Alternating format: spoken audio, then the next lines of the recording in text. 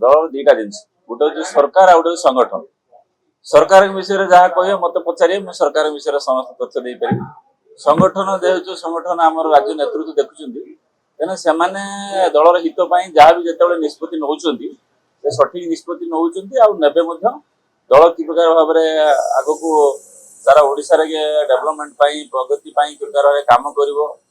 दलर कि प्रकार भाव में पंचायत निर्वाचन कि प्रकार भाव में भल फल कर निष्पत्ति नौ बाबद मो पाखे विधिवत किसी खबर ना जहाँ आपण मीडिया माध्यम शुणी सी गत इस्तीफा देती आज गोटे समय आज जो आप देखुं भारतीय जनता पार्टी सरकार देखुं पाखापाखि 20 रु ऊर्ध नेतृमंडली